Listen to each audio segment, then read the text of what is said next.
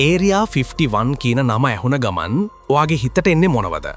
කටුකම්බි වැටවල් වලින් වටවුණු දැඩි ආරක්ෂාවක් සහිත රහසිගත හමුදා කඳුගොරක්.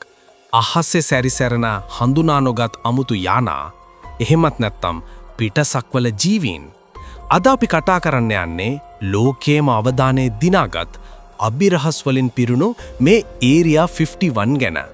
හැබැයි කටකතා සහ අතිශයෝක්ති වලින් මිදිලා මේ පිටුපස තියෙන ඇත්ත කතාව මොකක්ද කියලා හොයලා බලමු.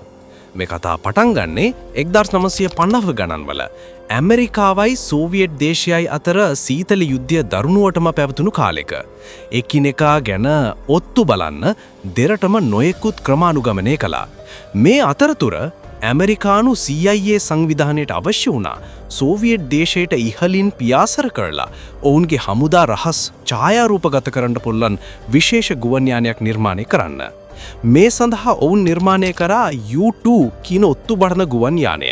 මේක සාමාන්‍ය ගුවන් යානයක් වගේ නෙවෙයි.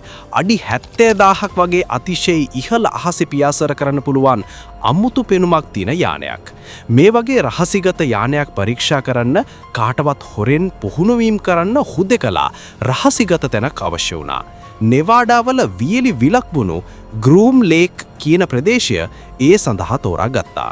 සිතියමේ මේ ප්‍රදේශයේ හඳුන්වපු නම තමයි ඒරියා 51. මෙන්න මේ රහසිගත ගුවන් යාන තමයි ඒරියා 51 සහ පිටසක්වල ජීවීන් අතර සම්බන්ධය මුලින්ම ඇති කළේ. හිතන්න 1950 ගණන්වල සාමාන්‍ය මගී ගුවන් යාන පියාසර කළේ අඩි 10000ක් 20000ක් වගේ උසකින්. හැබැයි U-2 යාන අඩි 60000ක් 70000ක් උසකින් වේගෙන් පියාසර කළා. පහලින් යන මගී ගුවන් යමුවන්ට මේ වේගවත් දිලිසෙන වස්තුන් පෙනුනේ හඳුනා ගන්න බැරි දෙයක් විදිහට. ඒ කාලේ තාක්ෂණයෙන් එච්චර ඉහළින් යන කිසිම දෙයක් ඔවුන් දැනගෙන හිටියේ නැහැ. ඉතින් ඔවුන් මේවා හඳුනා නොගත් පියාඹන වස්තුන් එහෙමත් නැත්නම් UFO කියලා වාර්තා කළා. තමන්ගේ රහසිගත U-2 වැඩසටහන ආරක්ෂා කරගන්න ඕන ඇමරිකානු ගුවන් හමුදාවත් මිනිස්සු පිටසක්වල යානා කියලා හිතන එක ගැන මුකුත් නොකිය හිටියා. මොකද ඇත්ත රහසය එතකොට ආරක්ෂා වෙන නිසා. U-2 වලින් පස්සේ ඒරියා 51 වල ඊටත් වඩා දියුණු වේගවත් යානා නිර්මාණය වුණා. SR-71 Blackbird කියන්නේ ඒ වගේ යානයක්.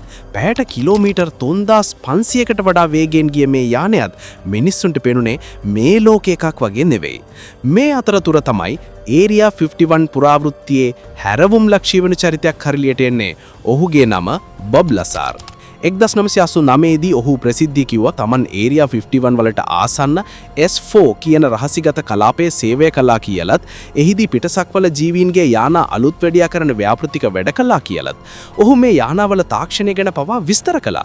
බොබ් ලසාර් කියපු කතාව ඇත්තද බොරුද්ද කියලා අදටත් මතභේද තියෙනවා. ඔහුගේ අධ්‍යාපන සුදුසුකම් සේවා වාර්තා ගැන කිසිම සාක්ෂියක් හොයාගන්න නැහැ. නමුත් ඔහුගේ කතාව නිසා ඒරියා 51 කියන්නේ පිටසක්වල ජීවීන් ඉන්න තැනක් කියන විශ්වාසය ලෝකෙ පුරාම පැතිරුණා. ඇත්තටම අද ඒරියා 51 වල වෙන්නේ මොකද්ද? හොඳයි. එතකොට අද ඒරියා 51 වල ඇත්තටම වෙන්නේ මොකද්ද? 2013 වෙනකල් ඇමරිකානු රජයේ ඒරියා 51 කියලා තැනක් තියෙනවා කියලාවත් පිළිගන්නේ නැහැ.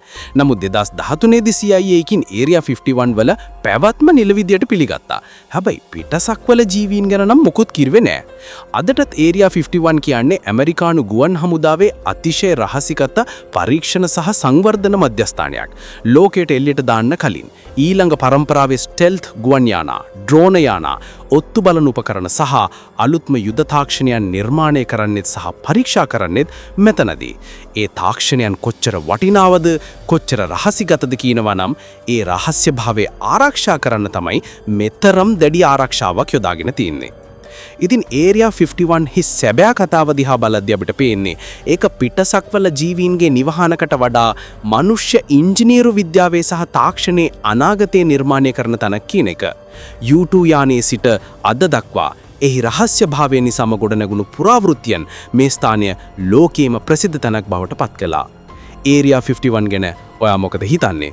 ඔයා විශ්වාස කරන්නේ මේ කතාවද? නැත්නම් තවමත් පිටසක්වල සම්බන්ධයක් තියෙනවා කියලා හිතනවද? ඔයාගේ අදහස පහලින් කමෙන්ට් කරන්න. මේ වීඩියෝ එකට කැමති නම් ලයික් කරන්න, යාළුවොත් එක්ක ෂෙයා කරන්න, අපේ channel එක subscribe කරන්න අමතක කරන්න එපා. තවත් මේ වගේ වීඩියෝ එකකින් හමු වෙමු.